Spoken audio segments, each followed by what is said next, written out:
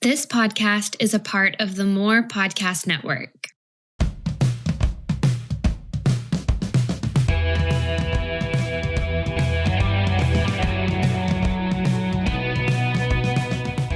Man, I want a cool intro. I want a cooler intro to these. Like I want like a Wayne, Wayne's World? Did you watch Wayne's World? Yeah, Mike You Myers know? and Yeah. Mike I don't Myers? No, no. It's Mike the other guy, the Myers. blonde dude. I can't remember. Yeah, I can't remember his It's name. it's like we should just Google it. But where they're like Wayne's World party time. Excellent. Woo, woo, Swing. woo. Yeah. I think that'd be a great That's not intro. appropriate. That's No. not appropriate. Lounge What time. what was their Excellent. saying? Didn't they have a saying Oh yeah. like I mean, I haven't like seen it in probably 20 years. nectar or like I don't know, some like That definitely was not bro, it. Yeah, super whatever you. bro saying. Yeah, Or, definitely. But you're wrong. You're right, but you're wrong. Whatever you yeah, said was So thank which you. is good. But since we don't have that, we'll just keep going with our normal intro. Which we just had, which is cool. If you're a Daily Leader fan, if you got the tattoo, if you have the T-shirt. If you are just tuning in for the first time, we hope you like us.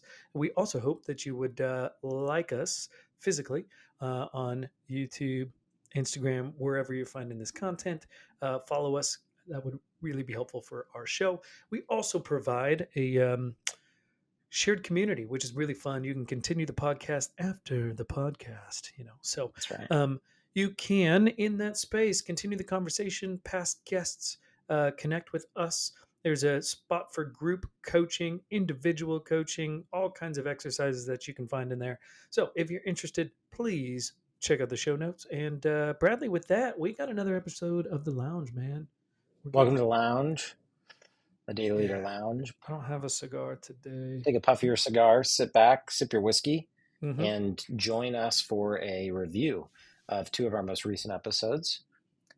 First, Dr. Steve Wilke. What a guy. That cat Man, is he a was a blast. lot of fun. Yeah, he Yes. brought it. He brought it. He brought it from the first Very moment.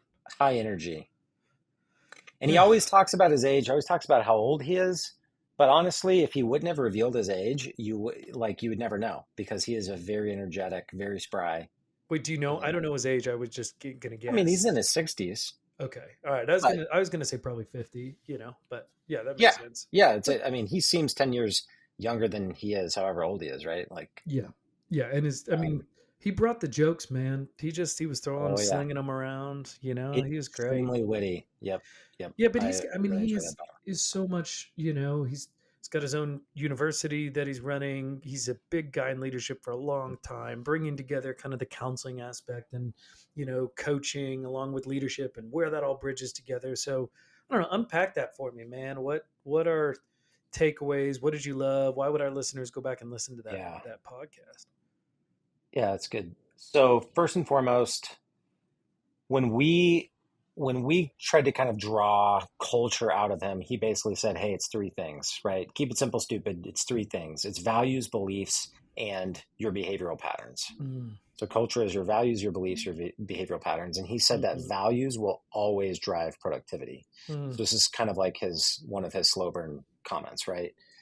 And I think that that's a really interesting statement. Values will always drive productivity.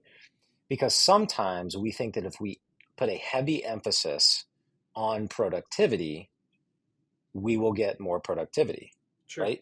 Which makes a lot of sense.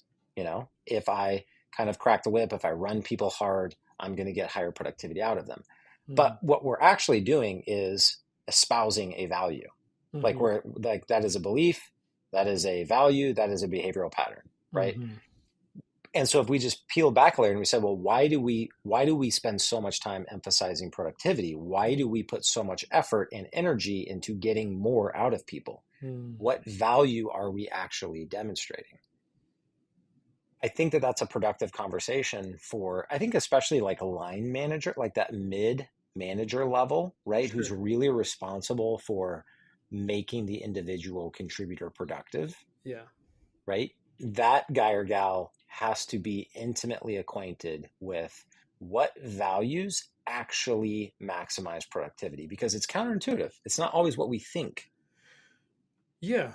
I totally agree. I actually go back to Josiah once again. I go back to his podcast a lot, number 3. And he talked Come about on. focus, remember? And like as a Yep. kid, you're always told to focus. And I think that that is what in the business world people say, hey, we really want to be productive, right? If we're in the Chick-fil-A world, we're thinking labor and productivity all the time. But the Oh, yeah. truth is the labor and the productivity is a byproduct of the values and not the other way around. So, but we treat it, essentially the symptom. If you were to take the cancer kind of reference of, hey, you're going to treat the symptoms of it or actually what's at the core, right? If we're treating what's at the core, then the symptoms will take care of themselves. So, if we really want to get at productivity, the best way to do it is to talk about our values, beliefs, and our behavioral patterns, right? It's to talk about actually probably anything but productivity, right? Because have you ever said this to somebody? Hey, I just really need you to be more productive. Like, Oh, I've said that countless times as a yeah, manager or oh, director. sure. But Yes. like, my question would be like, okay, A, how, and B, why? Because if I'm not connected to that, if I'm not connected to the why, then why would I aspire to be any more productive? If I'm not if I'm not connecting with the company's values and the company's beliefs and the company's behavioral patterns, like if I don't actually connect with those, then there is no reason for me to actually be more productive outside of keeping my job, which will only, again, if we Yeah. even went back to the Shane and Rustin episode, that lounge episode where it's like, hey, fear will mobilize, but it won't sustain. It's like, okay, that'll be good for a little bit. But then when you're not there to put them under the thumb of, I need you to be productive, what's going to happen then? Whereas if you've created an employee, created sounds bad. If you've helped form, help people think differently and understand, Developed. yeah, developed. Oh, that's a good word, Brad. Wow, we should get into leadership development.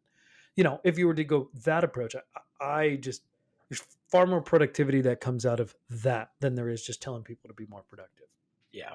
And one of the things that we got into with Steve was basically just the question of how do people change, right? And Mm, this was one of your bunny trails that you took us down, and it was really beneficial and valuable. And he leaned into he leaned into some things on the business side, whereas I was expecting him to lean into some things on the therapeutic side. sure. And he said it's benchmarks and accountability, but he applied it not only to business, but also to our personal life. And he basically said, this was crazy. I'd never thought of benchmarks like this. But he basically said a benchmark is a vision for a preferred future. It's something better Hmm. in the future than what I currently have. And Sure. he related that to the status quo. And he kind of said, like, hey, listen, if I'm going to actually change and grow, you have to interrupt my status quo with something that seems better to me Right. than what I've currently got, than what I'm currently doing, than what's working for me. Yep. Right. And then he added something else to this piece later on, which was accountability is ultimately about community. And you talked about, what one of our friends kind of saying that, like, hey, the opposite of addiction is not recovery. It's not sobriety. It's community, Hmm. right? And so not only do we need benchmarks, we need this picture of a preferred future, something that I actually want more than what I've currently got. Hmm. And then I need community, and I need that community to hold me accountable to what I really ultimately desire, not what my current status quo is. Yeah. So Yeah. that's how people change: a vision and people helping them get there. Yeah. Yeah. The vision for where you're going has to be greater than the pain of where you're currently at, or your current situation. Right. Yeah. I mean, yeah, he articulated that very well. You summed that up very well. Like, I don't think that we always see benchmarks or KPIs as that. No, don't flex. Don't You flex. complimented me. Every time Nobody you taking, compliment me, I have to flex. Look at how big my arms are, dude. It's because I've been doing your push-up challenge. yeah, you have. I just want all of our listeners to go to YouTube, check out the 20-inch steps. Okay, 15. Please don't. 15. 50. Sure. 15. Yeah, we're But just going to start posting our push-up challenges on there. So you can see how long it takes us to do 100 push-ups, because it's like all day. the 25 sets. Yeah. Hey, we've been doing 100 push-ups a day. We do 2 at a time, Right. every Every 15 hour. minutes. Every time we pee, every time you go pee, you do 10 Yeah, push-ups. we go all the way back to push-up potty push-ups. But yeah, I mean, if we could, and that is an interesting thought, if we can see KPIs and benchmarks in the business world as a new vision for ourselves, rather than, hey, I need to hit this benchmark. You know, it is, hey, here's the vision for where we want to go. And if we understand the why behind that, why do I want to get there? Right? If that vision is clearly communicated, then there is more motivation. And even still, I think you said it. It's like, look, we're all going to have bad days. We're all going to have bad days. We're just human. We're fickle, very fickle, Brad. Good word. So in order to get to where I want to go, that doesn't happen by myself. Somebody yelled at me on YouTube because they said this wasn't an old African proverb, but I'm pretty sure I looked it up and it is, right? It says, hey, alone we can go fast, but together we go far. Wait a second. I thought you learned it when you lived in Africa. You told me you learned that when you lived in I probably Africa. lied about that. No, I didn't learn it You when it's definitely not an learned Ethiopian that. saying. No, I looked it up. Somebody said it at a conference I was at. And then I did. I looked it up on go look it up. It says it on there. If you look up the phrase, I think there's different places that people said it's come from. Anyways, regardless, the point is we can get Still true, no matter who it came from. yeah, so back up. This is why I tell people on YouTube not to comment, Oh, even though I please know comment. you're My supposed to tell comments are them the to comment. favorite, especially when we start talking about Trader Joe's and Brad. A lot of Brad's weird one-off things. But yeah, you need both those. You need accountability, Yeah. right? If we want to change, you need where am I going, and then you need a crew to help you get there. That is life. So, yeah, I love that. What about Travis, Mr. And Travis? You that and was Travis fun. go way back, man. You guys go way back. We did. So Travis and I met in 2014, became acquaintances, stayed in touch, uh, not regularly, but enough to get to know each other a little bit more. When we met, uh, we were together for 2 weeks, so Mm, we were basically in a summer camp environment, and so we did get to know each other during that time, but not well. So uh, the way that you met him through um, Intrepid and Take New Ground and his relationships there, the way that I knew him, is kind of a weird stars aligning um, moment, which is it's just a small world. So yeah, there's that. there's a ride Um, for that even. please, please stop it now. I don't want that's gonna be stuck in my head for like about 8 weeks at You're this point. welcome. You're welcome.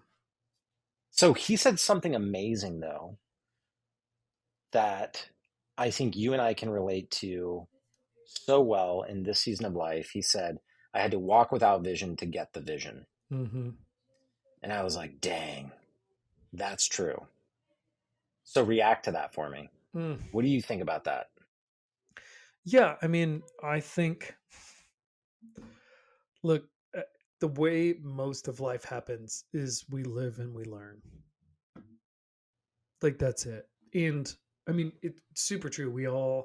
I don't think, I mean, if you're a scripture person, you'd say, hey, I think Solomon said, hey, man without vision will perish, which I think that is true. But actually getting the vision can be really hard. Classic. Yeah, we brought on Elizabeth Dixon to talk about purpose and kind of purpose and vision being pretty similar when we're thinking about it that way, a little bit of, hey, where am I actually going? And I think sometimes to figure out where we're actually going, we have to kind of like wander a little bit. We're going to stumble into it, right? And we may not be as intentional as we need to be. Oh, thumbs up. And like yeah. Have you seen all these things? I don't know if it'll still do it on Oh, here, but there's all these like, oh, look at that! Wow. wow. Pause. That's All of our incredibly distracting. listeners, if you have a newer Mac, you can have all kinds of you know different things that comes on. Rain. Look at that. There's some rain for you. I think you Wow. can do this. There's balloons. Anyways, video stuff is getting crazy. So, so our viewers on here enjoy. Our listeners, sorry you missed out on fireworks, rain, and balloons. Real quick, just to recap. Well, go to YouTube. I mean, I'm going to say it every episode. That's where the magic happens. Back to back to this thought though is like yeah, like oftentimes like I don't think Elon Musk had his vision day one. I don't think like people don't necessarily wake up. Yes. Even It's somebody emergent. like yeah, like Martin Luther King, he Yeah. probably Yeah. maybe had ideas of it, but then he had to kind of live it. Then he had to experiment with it, and then he had to figure out that's not quite it, and then he had to go this way. And Like that's how we get there, right? Like Yep. it's just like everything else. Like if you're starting a business, you may not have the vision day one exactly of what you want to do. You may have bits and pieces, but that'll Okay, but listen to how he added to this. He basically came around and said, the clearer the vision is, the harder I can pursue after it. So yes. there does come a point where you're walking, you're searching, vision is emergent, but it's like once you've got your sights locked in on that true north, the level of velocity, the level of energy, the intention and the purposefulness with which you can pursue that vision, it dramatically increases. Yeah. And I think you and I have experienced that as well, whether it's with this business or with other projects or aspects of life.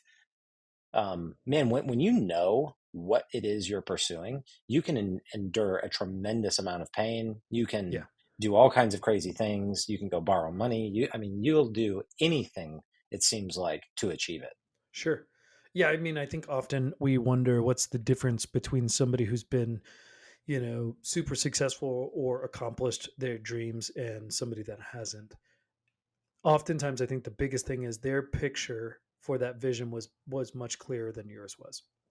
That's good. I think Kobe Bryant knew when he was 12 he wanted to be the best basketball player in the world. That was what he's committed to. Every now you may not make it, but my guess is along the way He's not that vision Jordan, will. but No, he's not. He's not.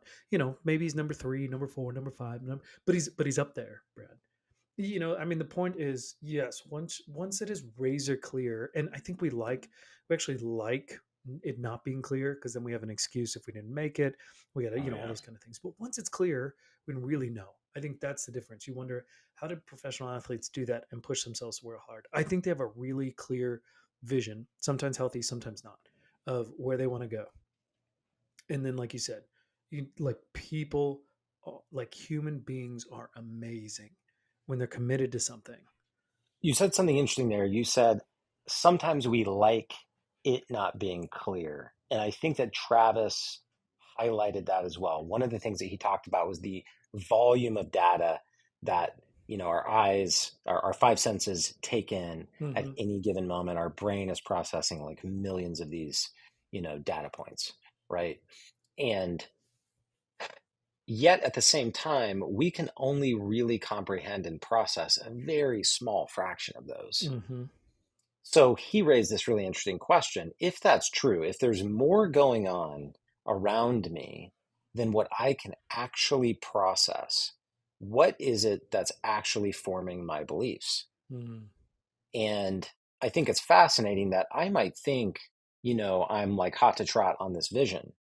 But if I step back and I examine myself and I examine the data of my results, let's say, for example, the benchmarks that I've held myself accountable to use, Steve's verbiage, I might find that I'm actually being formed by beliefs that are different than what I think.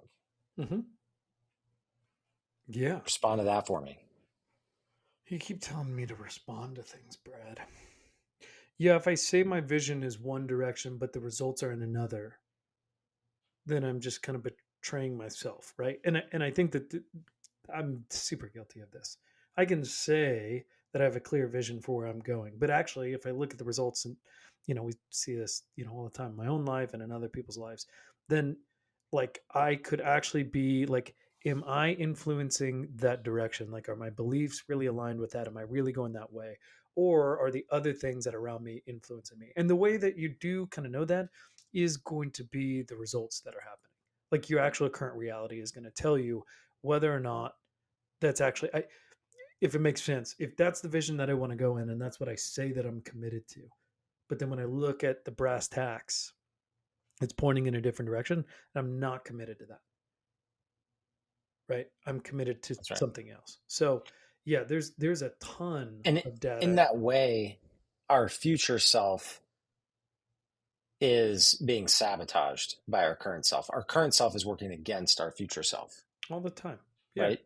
Current self is trying to survive. Current Yeah. self has said, hey, Status quo, comfort.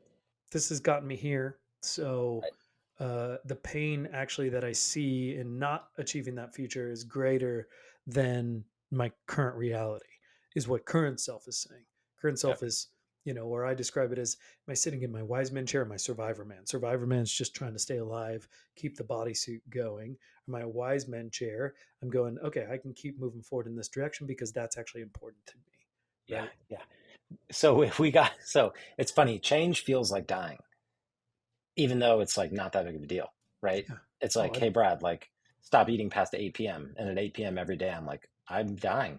I need to eat or I'm going to die. yeah. The number of Right. times that I blow up because plans change, like just me and my Right. wife, and I'm like, why? It didn't even matter that much. It didn't Right. matter that much. Yeah. But your But brain was literally like, you're dying right now. yeah, it's just telling me like, this is terrible. Like that's my Right. instant reaction. Right. And it Right. takes work to go, okay. I often define it as like, hey, I'm having a $90 reaction to a $10 problem. Right. Mm-hmm. And then I get to define what the other $80, like the difference in that is, right, between the problem. And oftentimes, like you said, like that is just like, hey, it's painful to do something else than what I was like originally planning on or thinking about. That growth is hard. Going to the gym is hard. Doing the things I want to do is hard, and that's what we do, or we don't, one way or the other. So, yeah, man, I think casting the vision and then looking at the results and going, is my current reality saying that I'm heading towards that or not? So, man, both these guys, fantastic. They both brought it. I'm super grateful for both of them. Any last shout outs, Brad? Any last closing thoughts as we end and land this Man, plane? so Lead On University for Steve, just a massive library of resources built out Yep. by he and his colleagues, assessments, courses, 30 years of leadership development research, multiple books that he's written about corporate family and the structure of organizational culture. And then for Travis and his partner, Chad, I Must Stand. Go check out I Mm-hmm. Must Stand. They have the Wake Weekend, which is a retreat experience for men who are trying to grow and develop and make better promises for a better future. And Mm-hmm. so I think both of those guys are doing incredible work, and I'm so glad that we were able to meet with them. Yeah. Other than that, It was tell great. the listeners what to do, man. Listeners, listen up. You gotta do what I say, cause I'm me. So like and subscribe to our channel today, or nothing. How was that? Was that good? I'm Hey, but stopping this. if you do like it, please come on back, like, subscribe, follow, and we will see you next time.